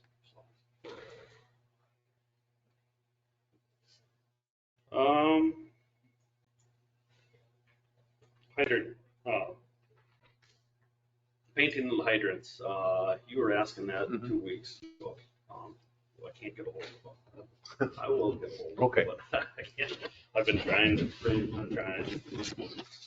They did say they're gonna do it right after they do O'Connor. They're gonna work it all together. Are they all gonna be painted red again? They Or- have. They have to be. They do? It goes by the size of water that comes out of them. Okay, because I know some towns are green, some are yellow. Bigger pumps, Yeah. or bigger. Or pressure. Pipe. Okay. Yeah. Okay, so the original has to be red though. Okay. Absolutely. I tilled out at the lake this weekend. And Braden and I went out there today, and I think we're gonna need some sand out there. But I think we only need probably a half a load. Sand for the beach or the volleyball court? Okay. So. Different sands? It's $5.75, but cut it in half, so I don't have calculators around me. Yeah. Good. Yeah, we don't need a motion for that. Just get it. You don't need a motion for No, that. we don't need a motion. Yeah, it's under 500. Okay, then I'm going to get into the roads. I don't know if I want to deal with that today. I know it. Yeah, We gotta get going. So I did have, yeah, come and, I don't know if you showed this to everyone or not, but that was that was their pricing. The guy from Bolton and Mink just did, yeah, it's in their packet. Yeah. The guy from Bolton and Mink, just out of a courtesy, just kind of gave us a rundown of what he thought we should be paying for the roads, and they came in real Pretty close. close, yeah, pretty close. We did have Ulan's give us a bid too. They were quite a bit higher. A lot higher. With WW. Pearson's, we haven't used them in 3 years now, so I think we need to get them back, get some more. Chip seal. Chip seal. So, and then Bargain.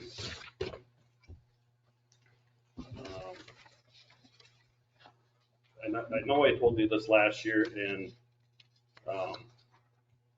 if you go over some of the stuff that Bargain has done with this replay, none of the roads are cracked at all. To me, it's some great stuff. We've been using them for 10 I years think now. the first product, the first time they did that street along Solid Wood Products. Sure, yep. That's where we tried it. But then we did try it in front of, on Second Street, Mhm. and we used it, it's just unbelievable cracks compared to what we've used and what we haven't used. So for total, probably, we could do them all, 15.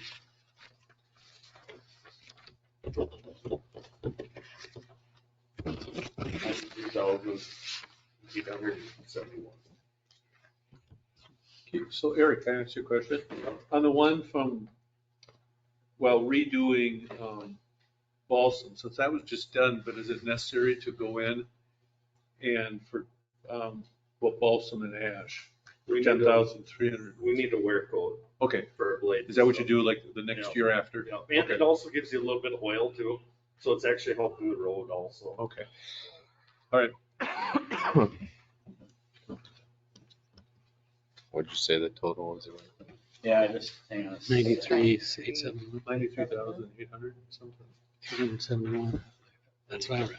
Eric, off the top of your head, do you remember what we had set aside capital for that? 110. 85,000 something. It's over 100,000. I think we had 110 or 115 for that. No, no, streets was like 85,000. Thought it was more than that.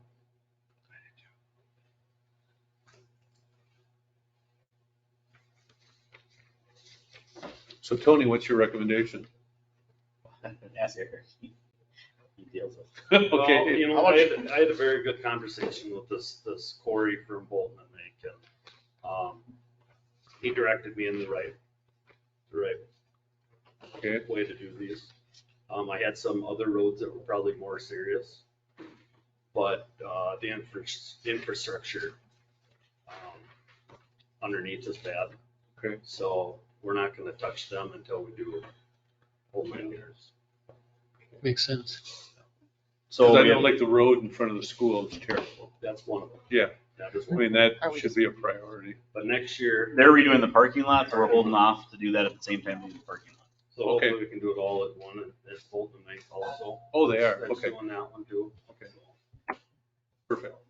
So we're just patching for this year to get by? No, there's one road that's gonna be right, From the railroad tracks all the way to the care center. by CFS gas station. So we have 80,000 set aside for capital for street repairs for this year. So for sure, if you take the WW bid and the bargains, we can do both of those for sure without me having to look. But there is some additional reserve in the capital fund for street repair that is, without having my computer handy, I can't tell you what that is. So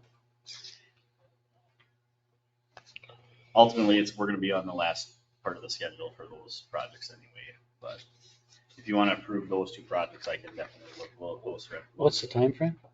They won't get to us till end of August. End of summer. We're Okay. way behind. Before winter though. Oh, yeah. Yeah. I would move to accept Tony's recommendation for these two individuals for what, 80,000? Yeah, it's 75,798. Okay. That's even better. I'll second that. I have a motion by Lauren and a second by Jason to accept Tony's recommendation of WW and Barden's. All in favor, say aye. Aye. All oppose. Pass. And Eric and I will take a look from On Pearson's? Yeah. Okay. Then the last one I got for is EPA, we need a couple more stop signs and stuff going on. So they got it for 10 stop signs and 10 traffic cones, it's $600. The stop signs, why? Replacing because they're, Yeah, we got a couple that aren't reflective. oh, Faded. okay, all right. Yeah. But they're only $40, but a vehicle noise sign, I think $1,500. Yeah. That's what happens when you do business with the state. Yeah. Yeah, sure. They got all- I'll watch it. No, they spent it all. Yeah, they did, and then some. Is the traffic cones in the price, you said? Yes. Yeah. Total of 600? 600. 10 to 10. 10 and 10. Need a motion for that? Yep. Yeah. So move. I'll second. Have a motion by Lauren and a second by Jody for up to $600 for stop signs and cones. All in favor, say aye. Aye. All opposed? Need a motion. To accept the report. I'll make a motion to accept the water and street report.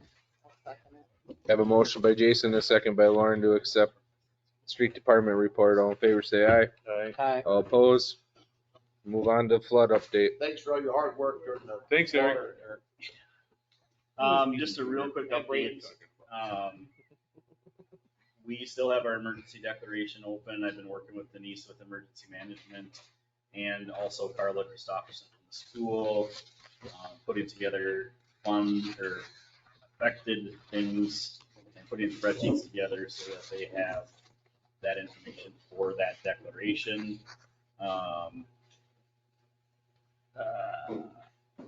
League of Minnesota Cities is coming on Thursday to check out the wastewater plant with Eric and Shell, just to see if they classified as damage from the flood or if it's just normal wear and tear, so I can add those to the list if that is the case.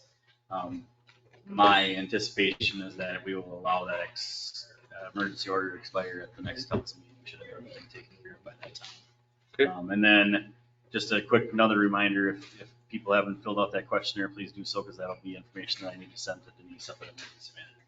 So that's kind of where we're at. And then obviously you guys are here for this, but we do have the proposal, and I believe a couple of people from our council and the county will meet together just to review the proposal and make sure that it's what we want it to be. And then we'll bring it to the full council, and then we can share it with everybody else and try to come up with funding sources for that project. But very happy with the county and their offer to be a good part of that discussion. That's what I got. Okay, we'll move down to EDA grants.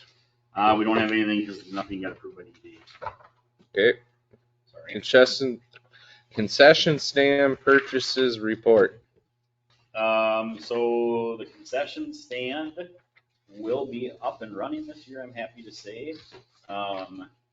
We were actually able to go with the USDA concession permit instead of the public health permit, which saves approximately almost $400 annually.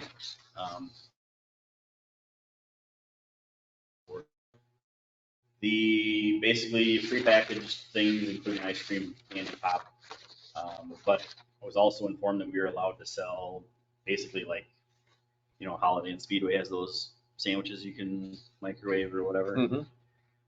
So I think with those items, we should have a very successful year. In order to do some of those things, they do have to be in a NSF rated cooler. Or there's another brand or another thing for NSF. But long story short, if we go through and get a chest freezer for the ice cream, and then a cooler for the other stuff, and then that microwave for those sandwiches, looking at 25, 40, 157. All that stuff carries either a 3, 4, or 5 year warranty on it, so it'll be purchased again. Then Coca-Cola will be bringing a Coca-Cola machine out there for the season at no cost to us to use, as long as we purchase the pop through them. So currently we have the same type of things in the concession stand at Legion Field that the Baseball Association rents from us. So we have to have something to put in there. And there is money budgeted for operating expenses through the lake budget. So Tony, you anticipate we should make some money, right? I would say, I hopeful. Yeah. We actually have a very increased numbers for swimming lessons this year because Geneva's not doing that. They were not able to get lifeguards. They were not able to have swimming lessons. So we've actually had quite a few people who normally take their lessons in Geneva come over this year for ours. Actually just shut the I think we'll definitely see an increase. Okay. So And we budgeted money for this, right? Yeah, for swimming lessons and the lifeguard So salaries. we're good. Yep. Do you know what we make for sales? We have not done sales out at the lake Okay. for Before I've been on. 4 years, Yeah, 5 okay. years. Red Leaf was out there the last 2 years Yeah. prior to last year. Couple years before. So, this for again? This is all new then for yeah. revenue type yeah, yeah, ideas, okay. And this will be stuff that we won't ever have to purchase again. So, I moved to spend the 2541.57 for the chest freezer, reach-in fridge, microwave. I'll second that. And that includes, Tony, the warranties, right? yep, Okay. and delivery. I have a motion by Lauren and a second by Jason to approve the purchases of the stuff needed for the concession stands of 25, 41. 41, 54, something. 54. All in favor, say aye. Aye. All opposed, nay. Pass. Move on to the pay equity. All right, so this is way late. Long story short, the state is not good about updating information. So I just got this notice, and so I took care of it today. Our pay equity actually involves the care center as well, because they are our organization. So Bob and his staff worked with me to get all these done. And so you just want to quickly glance at that. That is what's put together, and then I just need council approval to submit it to the state tomorrow. So move.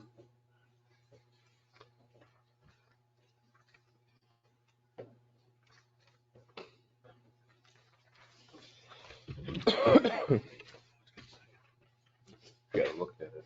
Yeah,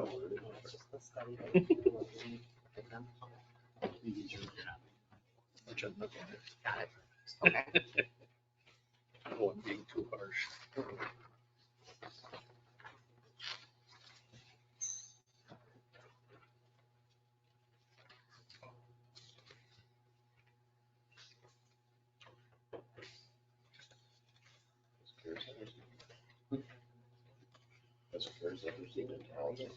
Yeah. Oh, yeah.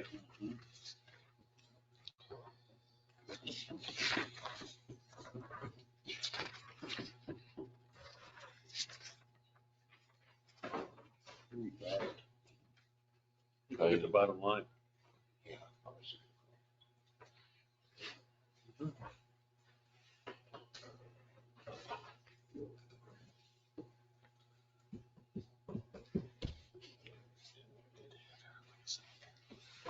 It's something.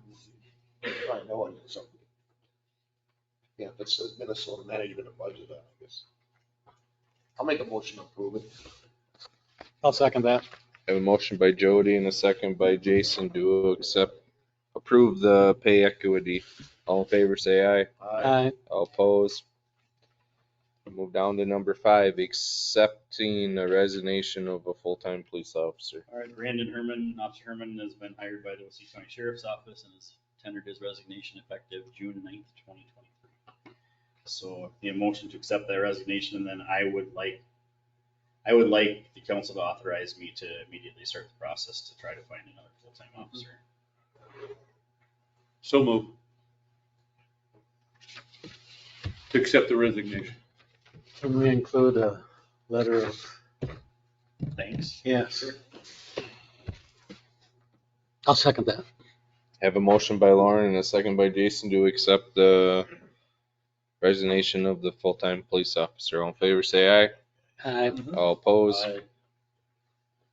Pass. What happens if we don't accept it, Tony? Does he have to stay? I don't think so. Yeah, what happens? I don't know if that's even legal.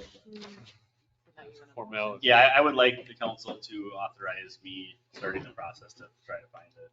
Not gonna guarantee anything, but please give me the opportunity to try. I'll make a motion for you to put out for full-time police. I'll second that. I have a motion by Janda and a second by Jason to start advertising for a full-time police officer. All in favor, say aye. Aye. All opposed. Pass. Miscellaneous. Nothing.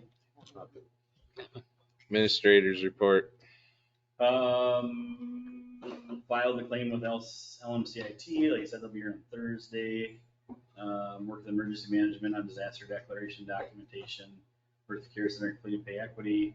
We handed out flood kits Friday and Saturday, met with county regarding flood, and continue working on and getting the drainage study. Worked with Sioux County Public Health, Minnesota Department of Ag and concession stand license at the lake. We actually had the inspection Thursday, I think Thursday, maybe it was Friday, last week. And everything is ready to go, pending our payment of the license fee and the sales tax return. June 5th, our birthday is June 5th, Jesse Raymond from the ambulance. Employee anniversaries, Sarah Sunny, 9 years in the ambulance on June 1st. Brandy Dockett, 2 years in the ambulance, June 14th. Mallory Slinger is a seasonal lifeguard. She's 1 year this year. Patty Jenkins, June 16th, 2 years in the ambulance. Kara Addings is also a seasonal at St. Olaf, 1 year. Jess Green have 3 years on the ambulance as well. And that is what I have for you. I got a question for you. Yeah. Of all those kits that were standing out here on the sidewalk, did you get rid of them all, or do you have to No, we bring still some have back? some. Okay. Yep. Very many? And, yeah, well, I would have to count. Oh. But yeah, if anybody still needs one, just reach out to City Hall. Okay. Can't leave them out because you got bleach in. You don't want to use bleach anymore. No. Bad stuff. Hydrogen peroxide. Correct. I'll second that. I have a motion by Janda and a second by Jason to accept the administrator's report. All in favor, say aye. Aye. All opposed? Pass. Yes. Do we have, We had enough, didn't we? does anybody have anything? For what? Comments? Mayor and council Oh, comments is what We're moving is right on along. there. Yeah, I have a question. I should have asked Eric or Lance, but in 2016, when Waseca, and maybe you guys don't know this, and I can contact Lance, but when they had the flood in 2016, I believe the city went around and went to homes that had sump pumps or tile around their homes to check and make sure that they were exiting out to the street, not into the water system, causing the water to rise more quickly. I'm wondering if that's correct. I wonder if we should do that in New Richland to see what homes, I mean, several people on the street I live on, their sump pumps dump the water into the street. I'll bet there are many homes or several homes that have tile systems or sump pumps that are not doing that. So I know And would that Waseca- benefit us in some way? I know Waseca went through a process where they did an INI study, Mhm. and I believe they even offered some type of funds for homeowners to Yeah. fix the problem. It wasn't much of anything, it was just a little bit. But I seem to, and I don't quote me because I don't know if this is right or not for sure, but I believe that was part of some sort of grant that they worked through to do that. Yeah. And Lance still says that they still have a bunch of INI problems in town. But yeah, that I think that's a big part of this flood thing too, is to address that situation as well. I because agree. It's obviously a huge tax on the system. Yeah. And actually Lance's organization, Minnesota Rural Water, they actually can do the smoke testing to help us identify Okay. those things.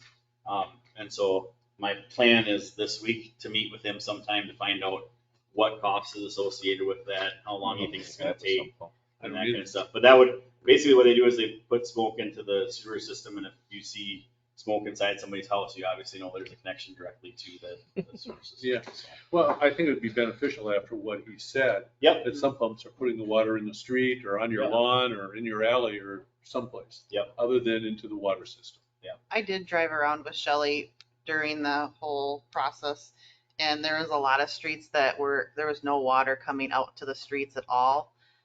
Sure. So we don't know where that water is going, if it's going into the sewer Or if line, they even have a sump. or if they have a sump. It could be going in the backyard too, for all we know.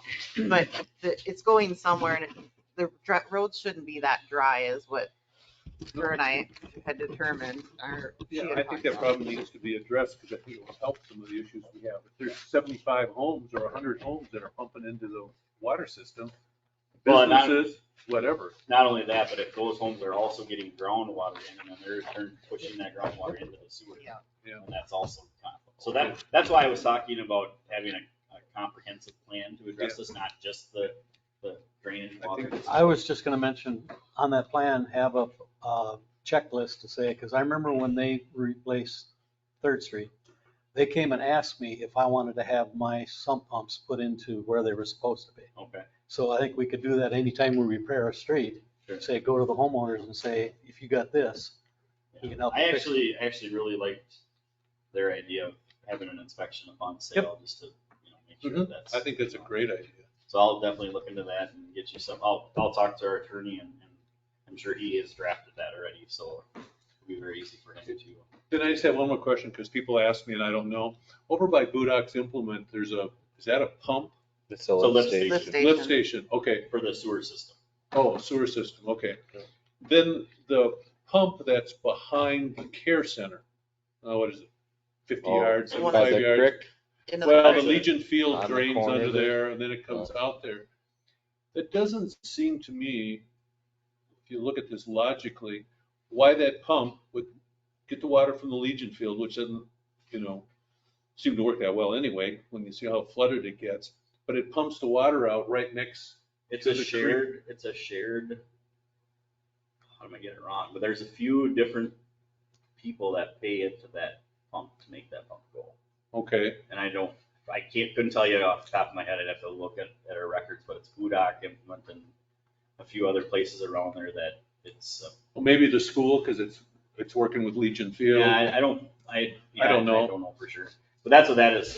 It takes that groundwater and puts. Just logically, it doesn't seem like to me it's a very good idea. I mean, I didn't design it. I don't have any information about who came up with this. I'm sure engineers, architects, but it doesn't seem like a logical thing to have that pump there when everything's underwater. Like, what is it doing? You have to wait till the creek goes down to make it work. Yeah, it's it's the same thing as those, the ones that are north of town, in the two fields. that Yeah, are next to each other, okay. Yeah. And it's dumping the water into the. Yeah, it's big not pond. taking it out of the field, dumping it in the ditch, which is already full. But, Okay, yeah, so we'll I'll get more information on that and let you know exactly what that's for. perfect. Thank you. Move to adjourn. I'll second it. Have a motion by Lauren and a second by Jan to do adjourn. All in favor, say aye. All right. Meeting adjourned.